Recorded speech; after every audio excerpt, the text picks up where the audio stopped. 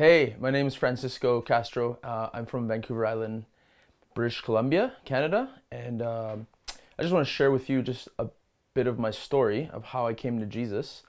I was raised in a Catholic home, going to the Catholic Church when I was younger, and when we grew up, we got a little bit older, our parents stopped taking us to church, and then just life started happening. And then when I started in high school, I kind of started drinking and doing drugs, and it started to kind of escalate, and it was getting worse and worse and worse, to the point of I was getting very drunk and high every weekend. And that lifestyle led me to overdosing Halloween 2010. And I woke up in the hospital. I couldn't really believe what had happened. I couldn't believe my life got to that point.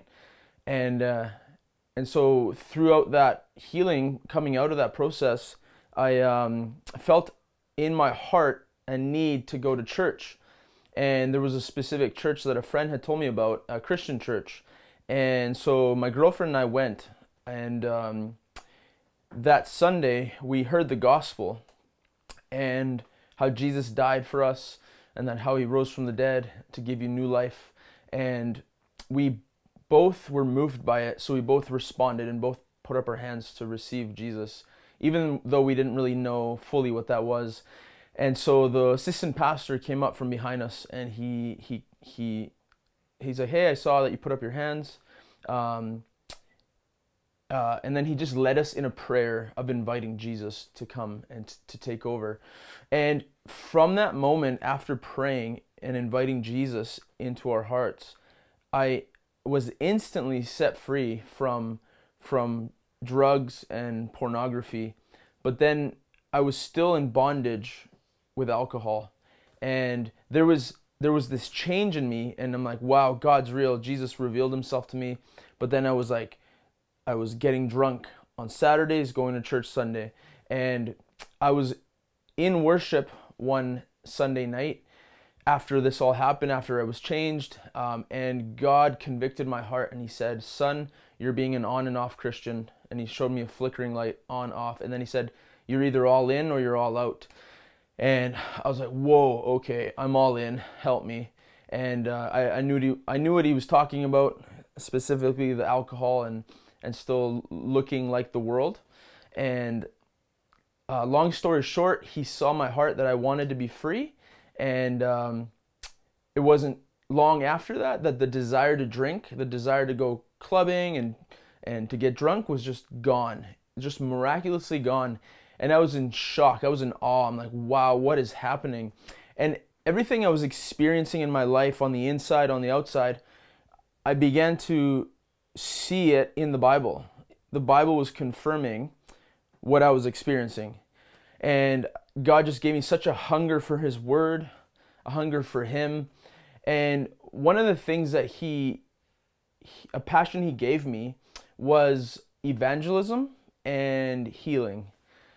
So prayer, evangelism. And as a young Christian, God kind of brought these on fire young people around me, and we started heading out to the streets and doing something called treasure hunts.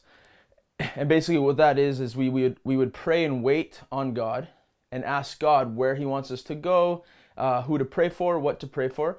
And everyone would typically get a vision or something of, hey, we should go here, or someone would get pain in their shoulder, and then we would write it down, and then together we would go out onto the street and find the clues, or the treasure things that God showed us. And so most of the time we would actually find exactly what God had spoken.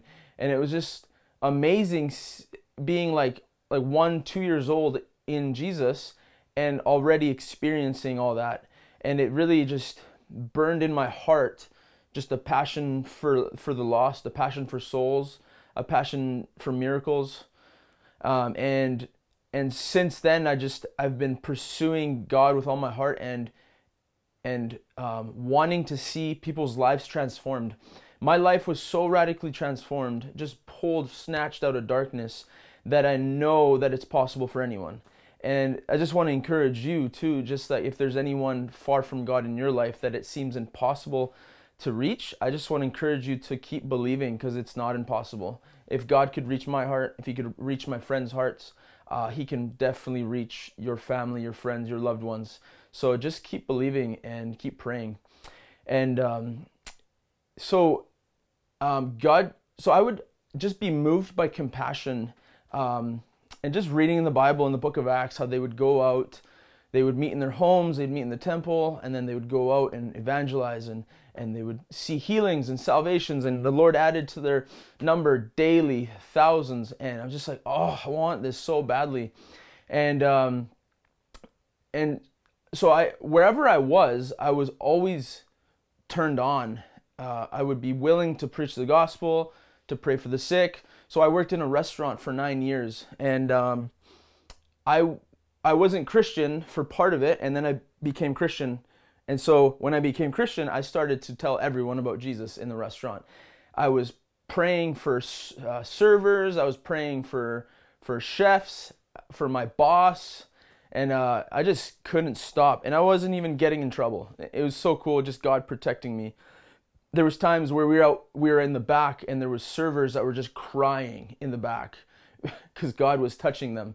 It was just so beautiful, and just God healing people, like in the kitchen in front of the restaurant and things like that. And then after that, I got hired as a youth worker, and I worked in a youth apartment where there was a lot of at-risk youth.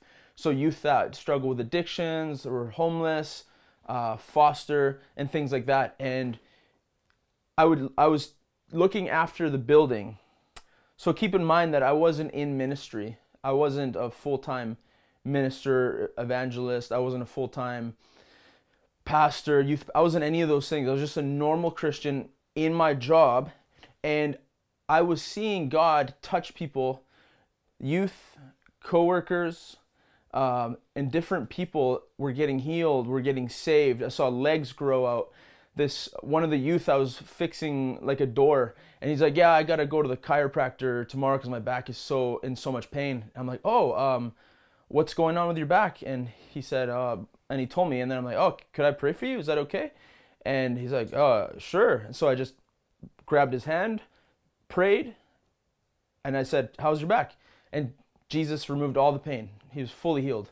And he was like, what's going on? And I don't know if he went to the chiropractor after that, but he was fully healed. And one amazing thing about this experience at this youth housing was when I quit that job to join Youth for Christ, my boss, she's not a Christian, she told me that when my family and I moved into the building, out of her own words, she said that the atmosphere of the building changed.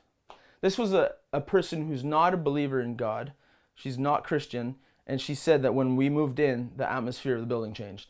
And I was just like so encouraged that was coming from a non-Christian, and just, it's so cool. You know, God is so real. And I just want to encourage you, like, you actually don't have to be an evangelist. You don't have to be a pastor. You don't. If you're a Christian, you're in full-time ministry, and the word for evangelism or evangelist in Greek, it actually means bringer of good news. And if you're a Christian, you have good news to share. So I want to just encourage you to just seek God in the secret place, and to ask him to light your heart on fire, and for passion for the lost, passion for the church, that he would touch you in the secret place, and from that place that you would go out and just love people, that you would love the hell out of people, literally. Amen.